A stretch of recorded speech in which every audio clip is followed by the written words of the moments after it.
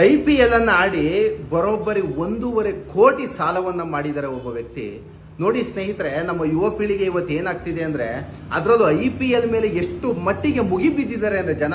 ನಾವು ಚಾನಲ್ ಅನ್ನು ಅಬ್ಸರ್ವ್ ಮಾಡ್ತಿರುವಂತ ಸಂದರ್ಭದಲ್ಲಿ ಏನಾಗ್ತದೆ, ಆ ಜಿಯೋ ಸಿನಿಮಾಸ್ ಮತ್ತೆ ಸ್ಟಾರ್ ಸ್ಪೋರ್ಟ್ಸ್ ಅಲ್ಲಿ ಬರುತ್ತೆ, 25 ಕೋಟಿ 30 ಕೋಟಿ ಜನ IPL ಅನ್ನ ವೀಕ್ಷಣೆ ಮಾಡ್ತಾರೆ. ಅಂದ್ರೆ ನೋಡಿ IPL ಅಲ್ಲಿ ಏನಾಗುತ್ತೆ ಅಂತ ನೋಡಿ. ನನಗೆ ನಿನ್ನೆ ಯಾರೋ ಸ್ನೇಹಿತರು ಮೆಸೆಂಜರ್ ಅಲ್ಲಿ ಮೆಸೇಜ್ ಹಾಕಿರೋ ನೋಡಿ, ಸುನಿಲ್ ಅಂತ ನೋಡಿ ಸ್ನೇಹಿತರೆ, ಇದನ್ನ ಅಬ್ಸರ್ವ್ ಮಾಡಿ. ಪಾಪ ನೋಡಿ, ಯಾರೋ ಪಾಪ ಮಂಡ್ಯದಿಂದ ಫೋನ್ ಹಾಕಿದ್ರು, 1.5 ಕೋಟಿ ಸಾಲ ಅಂತೆ. IPL ಅಲ್ಲಿ ಆಡಿ 1.5 ಕೋಟಿ ಸಾಲವನ್ನ ಮಾಡಿದ್ದಾರೆ ಅಂದ್ರೆ ಸ್ನೇಹಿತರೆ, ಇವತ್ತು ನಾವು 5,000 10,000 ರೂಪಾಯಿ ದುಡಿಯೋದಕ್ಕೆ ಜನ ಎಷ್ಟು ಕಷ್ಟಪಡ್ತಿದ್ದಾರೆ ಅಂದ್ರೆ, IPL ಅನ್ನೋ ಒಂದು ಹಂಗಾಮ, IPL ಅನ್ನೋ ಒಂದು ದಂಧೆ ಜನಗಳನ್ನ ಪಾಪ ಕೂಪಕ್ಕೆ ತಳ್ಳುವಂತ ಕೆಲಸವನ್ನ ಮಾಡ್ತಾ ಇದೆ. ಈ ಕೂಪಕ್ಕೆ ನೀವು ಬೀಳ್ಬೇಡಿ ಸ್ನೇಹಿತರೆ. ಒಂದು ಮಾತನ್ನ ಹೇಳ್ತೀನಿ ಕೇಳಿ. ಯಾಕೆ RCB ಪ್ರತಿ ಸಲ ಸೋಲುತ್ತೆ, ಕೆಲವೊಂದು ಗೆಸ್ ಮಾಡುವಂತ ಮ್ಯಾಚ್ಗಳು ಯಾಕೆ ಬರೋಬ್ಬರಿ ಸೋಲ್ತವೆ ಅಂದ್ರೆ ಸ್ನೇಹಿತರೆ, ಈ ಹಿಂದೆ ವಿಧಾನಮಂಡಲ ಕಲಾಪದಲ್ಲಿ ಒಬ್ರು ಸಚಿವರೇ ಮಾತಾಡಿದ್ರು. ನೋಡಿ ಏನಾಗುತ್ತೆ ಅಂದ್ರೆ, ಒಂದು IPL ಬೆಟ್ಟಿಂಗ್ ಆಡುವಂತ ಸಂದರ್ಭದಲ್ಲಿ IPL ವಿಚಾರದಲ್ಲಿ ನೋಡಿ, IPL ಗೆ ಯಾವ ರೀತಿ ದುಡ್ಡು ಬರುತ್ತೆ ಅಂದ್ರೆ, ಒಂದು ಸಲ IPL ಮಾಡಿದ್ರೆ 45 ರಿಂದ 60 ದಿನಕ್ಕೆ ಒಂದು ಸಲ IPL ಮಾಡಿದ್ರೆ ಕೇವಲ 2 ತಿಂಗಳಿಗೆ ಬರೋಬ್ಬರಿ BCCI ಆಫೀಸ್ಗೆ ಹೋಗುವಂತ ಲಾಭ 1 ಲಕ್ಷ ಕೋಟಿ ಸ್ನೇಹಿತರೆ. ಗೊತ್ತಾ ನಿಮ್ಗೆ ಯಾರು ಇದನ್ನ? ನೋಡಿ, ಒಂದು ಕಂಪನಿದು ಅಸೆಟ್ಸ್ ಬಂದು ನೋಡಿ, ಸ್ಪಾನ್ಸರ್ಸ್, ಜಸ್ಟ್ ಸ್ಪಾನ್ಸರ್ ಬಗ್ಗೆ ನಾನು ಹೇಳ್ತೀನಿ ನೋಡಿ. DLF ಅನ್ನೋ ಒಂದು ಕಂಪನಿ ಒಂದ್ಸಲ ಮಾಡಿದ್ರೆ 40 ಕೋಟಿ 70 ಕೋಟಿ, ಯಾವ್ದೋ ವಿವೋ ಕಂಪನಿ, ಆಮೇಲೆ ಡ್ರೀಮ್ 11 220 ಕೋಟಿ, ಟಾಟಾ 300 ಕೋಟಿ 400 ಕೋಟಿ ಅಂತ ಕೊಟ್ಟಿರುತ್ತೆ. ಆಮೇಲೆ ಈ ಸಲ ಏನಾಗಿದೆ ಅಂದ್ರೆ, ಒಂದು ಅಷ್ಟೊಂದು ಇದು ಕೊಟ್ಟಿದೆಯಲ್ಲ ನೋಡಿ, ಗೂಗಲ್ ಅಲ್ಲಿ ಜಸ್ಟ್ ಟೈಪ್ ಮಾಡಿದೆ, ಟಾಟಾ ಗ್ರೂಪ್ ಅವರು 2,500 ಕೋಟಿ ಸ್ಪಾನ್ಸರ್ ಅನ್ನ ಮಾಡಿದಾರಂತೆ. 2,500 ಕೋಟಿ ಅಂದ್ರೆ ದುಡ್ಡು ಯಾವ ರೀತಿಯಾಗಿ ಹೋಗುತ್ತೆ ಅಂದ್ರೆ, ಒಂದೊಂದು ಟೀಮ್ದು ಅಸೆಟ್ಸ್ ಬಂದು, ಒಂದು ಟೀಮ್ ಯಾವ್ದೋ ಒಂದು RCB ಅನ್ಕೊಳ್ಳಿ, ಡೆಲ್ಲಿ ಕ್ಯಾಪಿಟಲ್ಸ್ ಅಥವಾ ಯಾವ್ದೋ ರಾಜಸ್ಥಾನ್ದು, ಒಂದು ಸಲ IPL ಅನ್ನ ನಡೆಸಿದ್ರೆ ಟೋಟಲ್ ಅಸೆಟ್ಸ್ ಬಂದು 10,000 ಕೋಟಿ ಅಂತೆ. ಆಮೇಲೆ ನೀವೇ ಜನರಲ್ ಆಗಿ ಲೆಕ್ಕಾಚಾರ ಹಾಕೊಳ್ಳಿ, ನಮ್ಮ ಯಾವ್ದಾದ್ರು ಚಿನ್ನಸ್ವಾಮಿ ಸ್ಟೇಡಿಯಂ ಅಲ್ಲಿ ಕ್ರೀಡಾಂಗಣದಲ್ಲಿ ಒಂದು ಟಿಕೆಟ್ ಬಂದು 3,000 ಅಂತ ತಿಳ್ಕೊಳ್ಳಿ. 3,000 ಅಂದ್ರೆ 40,000 ಫಿಲ್ ಆಗುತ್ತೆ. ಅಂದ್ರೆ ಒಂದು ಸಲ ಕ್ರಿಕೆಟ್ ನೋಡಕ್ ಹೋದ್ರೆ, ಒಂದು ಸಲ ಕ್ರಿಕೆಟ್ ಮ್ಯಾಚ್ ಅನ್ನು ಬರೀ ನೋಡಕ್ ಹೋಗೋರಿಗೆ 12 ಕೋಟಿ ಕಲೆಕ್ಷನ್ ಆಗುತ್ತೆ. 12 ಕೋಟಿ ಅಂದ್ರೆ ಒಂದು 74 ಮ್ಯಾಚ್ ಇರಬೇಕು, 880 ಕೋಟಿ ಆಗ್ತದೆ. ನೋಡಿ ಆದಾಯ ಯಾವ ರೀತಿ ಬರುತ್ತೆ ಅಂದ್ರೆ. ಆಮೇಲೆ ನಾನು ಯಾಕೆ ಇದನ್ನ ಹೇಳೋಕ್ ಬಂದಿದ್ದೀನಿ ಅಂದ್ರೆ, ನಮ್ಮ ಭಾರತದಲ್ಲಿ ಅಂದ್ರೆ ಇಡೀ ವರ್ಲ್ಡ್ ಅಲ್ಲಿ BCCI ಅಷ್ಟು ದೊಡ್ಡ ಆದಾಯ ತರುವಂತ ಮಂಡಳಿ ಇನ್ನು ಜಗತ್ತಲ್ಲಿ ಇನ್ಯಾವುದೂ ಇಲ್ಲ. ಒಂದು ಸಲ IPL ನಡೆಸಿದ್ರೆ 1 ಲಕ್ಷ. ನಮ್ಮ BCCI ಏನಾದ್ರು ಒಂದು ಅನಾಥಾಶ್ರಮ ನಡೆಸ್ತಾ ಇದೆಯಾ, ಅಥವಾ ವೃದ್ಧಾಶ್ರಮ ನಡೆಸ್ತಾ ಇದೆಯಾ, ಅಥವಾ ಯಾವ್ದಾದ್ರು ಒಂದು ಸ್ಕೂಲು ಕಚೇರಿಗಳನ್ನ ಅಥವಾ ಆಸ್ಪತ್ರೆಗಳನ್ನ ನಡೆಸ್ತಾ ಇದೆಯಾ? ಅದರಿಂದ ಯುವ ಪೀಳಿಗೆಗೆ ಒಂದು ಚೂರು ನಯಾ ಪೈಸದ ಕೊಡುಗೆ ಇಲ್ಲ. ಎಲ್ಲ ಇನ್ಫ್ಲೂಯೆನ್ಸ್ ಇರೋರು ಕ್ರಿಕೆಟ್ ಆಡೋಕೆ ಹೋಗ್ತಾರೆ. ಅಲ್ಲಿ ಬಡ ಬಗ್ಗರು ಎಲ್ಲೋ ಒಂದು 2-3 ಜನಕ್ಕೆ ಬಿಟ್ರೆ ಎಲ್ಲ ಅಫಿಷಿಯಲ್ಸ್ ಮಕ್ಕಳು, ಇರೋರು ಮಕ್ಕಳು ಅಶಾಂತಿ. ಯಾರೋ ಇವ್ರ ಮಗ ಬಂದು ಸೆಕ್ರೆಟರಿ ಆಗ್ತಾರೆ, ಇನ್ನು ಅವ್ರ ಮಗ ಯಾರೋ ಬಂದು ಒಳ್ಳೆ ಪ್ಲೇಯರ್ಸ್ ಆಗ್ತಾರೆ, ಅವ್ರ ಅಳಿಯ ಬಂದು ಪ್ಲೇಯರ್ಸ್ ಆಗ್ತಾರೆ.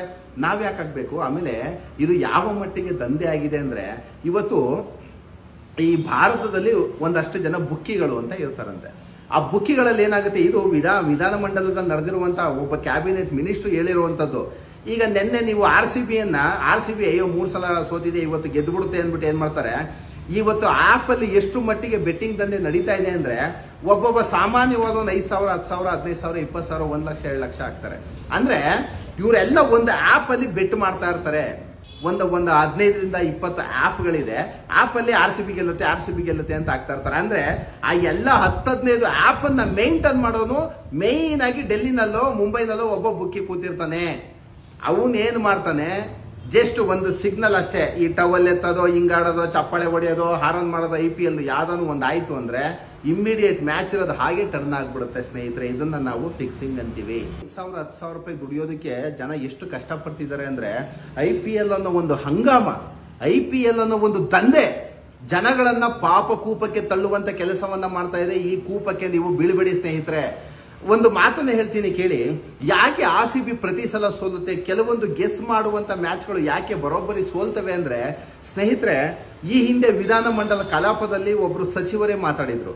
ನೋಡಿ ಏನಾಗುತ್ತೆ ಅಂದ್ರೆ, ಒಂದು IPL ಬೆಟ್ಟಿಂಗ್ ಆಡುವಂತ ಸಂದರ್ಭದಲ್ಲಿ IPL ವಿಚಾರದಲ್ಲಿ ನೋಡಿ IPL ಗೆ ಯಾವ ರೀತಿ ದುಡ್ಡು ಬರುತ್ತೆ ಅಂದ್ರೆ, ಒಂದು ಸಲ IPL ಮಾಡಿದ್ರೆ 45ರಿಂದ 60 ದಿನಕ್ಕೆ ಒಂದು ಸಲ IPL ಮಾಡಿದ್ರೆ ಕೇವಲ 2 ತಿಂಗಳಿಗೆ ಬರೋಬ್ಬರಿ BCCI ಆಫೀಸ್ಗೆ ಹೋಗುವಂತ ಲಾಭ 1 ಲಕ್ಷ ಕೋಟಿ ಸ್ನೇಹಿತರೆ.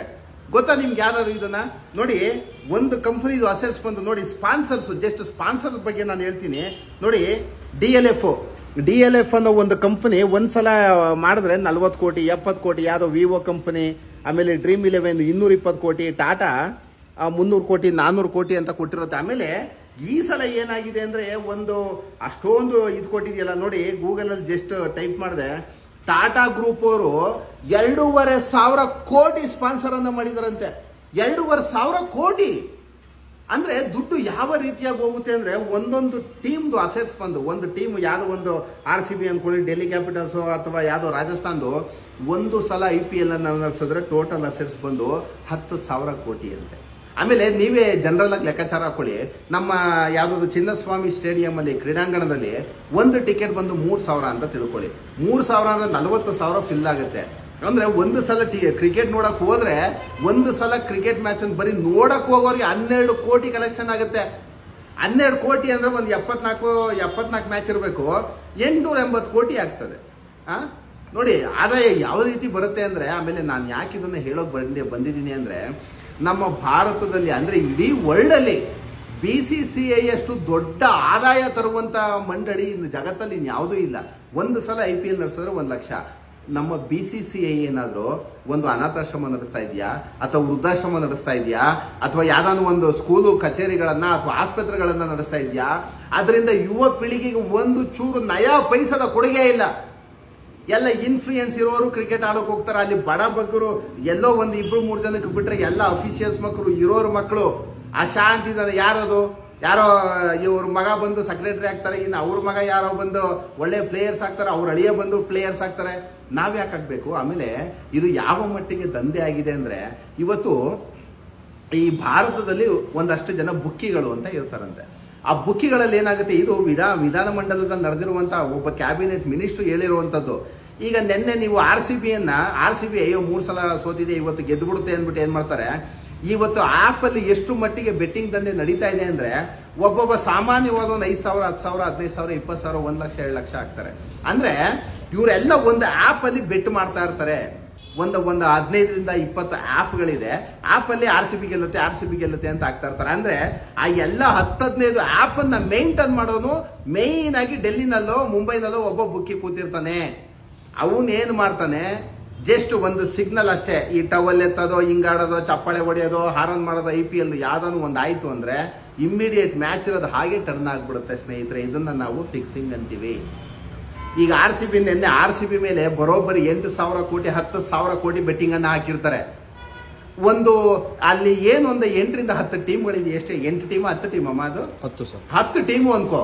10 ಟೀಮ್ ಅಲ್ಲಿ ಏನಾಗುತ್ತೆ, ಎಲ್ಲರೂ ಸಹ ಬಿಸ್ನೆಸ್ ಮ್ಯಾನ್ಗಳೇ ಖರೀದಿ ಮಾಡಿರುವಂತದ್ದು. ಈಗ 700 ಕೋಟಿ 800 ಕೋಟಿ ಒಂದು ಟೀಮ್ ಮೇಲೆ ಬಜೆಟ್ ಹಾಕಿರ್ತಾರಲ್ಲ, 100 ಕೋಟಿ ಮಿನಿಮಮ್ ಇದೆ. 100 ಕೋಟಿ ಮೇಲೆ ಹಾಕೋರು ಎಲ್ಲ ಬಂಡವಾಳಶಾಹಿಗಳೇ ಅಲ್ಲಿ ಬಂಡವಾಳವನ್ನ ಹಾಕಿದ್ದಾರೆ. ಅಂದ್ರೆ ಲಾಭಾಂಶ ಬರಲ್ಲ ಅಂದ್ಮೇಲೆ ದುಡ್ಡು ಹಾಕ್ಬೇಕು. ಇದು ಸೆನ್ಸ್ ಅಲ್ವಾ? 100 ಕೋಟಿ 500 ಕೋಟಿ ಒಂದು ಟೀಮ್ ಮೇಲೆ ಇನ್ವೆಸ್ಟ್ಮೆಂಟ್ ಅನ್ನ ಮಾಡ್ತಾರೆ ಅಂದ್ರೆ ಯಾವ ಸ್ಪೋರ್ಟ್ಸಿಸಮ್ಗಲ್ವಾ, ಯಾವುದೋ ಉತ್ಸಾಹಕಾರಿಯಾಗಲ್ಲ, ದುಡ್ಡು ಮಾಡಬೇಕು ಅಂತ. ಈಗ RCB ಸೋತಿದ್ದಕ್ಕೆ 5,000 ಕೋಟಿ 6,000 ಕೋಟಿ ಒಳ್ಳೆ ಸ್ಪಾನ್ಸರ್ಶಿಪ್ ಹೋಗಿರ್ತದೆ. ಇಲ್ಲಿ ಮನೆ ಹಾಳಾಗ್ತಾ ಇರೋದು ಯಾರ್ದು?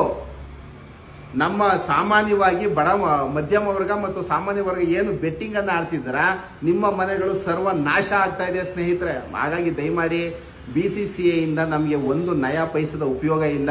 ಈ ಒಂದು ಯುವ ಪೀಳಿಗೆಗೆ ಯಾವುದೇ ಕಾರಣಕ್ಕೂ ಉಪಯೋಗ ಇಲ್ಲ. ಕ್ರೀಡೆ ನೋಡಬೇಕು, ಎಂಜಾಯ್ ಮಾಡಿ ಅಷ್ಟೇ. IPL ಒಳ್ಳೆ ಚೆನ್ನಾಗಿರುತ್ತೆ, ನೋಡಬೇಕು, ಎಂಜಾಯ್ ಮಾಡಬೇಕು ಅಷ್ಟೇ ಸ್ನೇಹಿತರೆ. ಎಷ್ಟು ಜನ ಮೊನ್ನೆ ಫೋನ್ ಮಾಡಿದಾರೋ, ಕಮ್ಮಿ ಅಂದ್ರೆ ಒಂದು 100-150 ಕಾಲ್ಸ್ ಬರುತ್ತೆ. ಸರ್ ಬೆಟ್ಟಿಂಗ್ ಆಡ್ಬಿಟ್ಟು ಸಾಲ ಮಾಡ್ಕೊಬಿಟ್ಟಿದ್ದೀನಿ, ಸತ್ತೋಗ್ತೀನಿ ಅಂತ. ಯಾವುದೇ ಕಾರಣಕ್ಕೂ ಬೆಟ್ಟಿಂಗ್ ದಂಧೆ ಮಾಡಿಕೊಂಡು ಸಾಯುವಂತ ಕೆಟ್ಟ ಕೆಲಸಕ್ಕೆ ಹೋಗಬೇಡಿ. ನಿಮಗೆ ಆದಂತ ಒಂದು ಜೀವನ ಇರುತ್ತೆ, ದುಡಿದು ಸಂಪಾದನೆ ಮಾಡಿ. ದಯಮಾಡಿ ಈ ಬೆಟ್ಟಿಂಗ್ ಅನ್ನೋ ದಂಧೆಗೆ ದಯಮಾಡಿ ನೀವು ಹೋಗ್ಬೇಡಿ ಅಂತ ಹೇಳ್ತಾ ಸ್ನೇಹಿತರೆ 12 ಮಾತನ್ನ ಮುಗಿಸ್ತೀನಿ.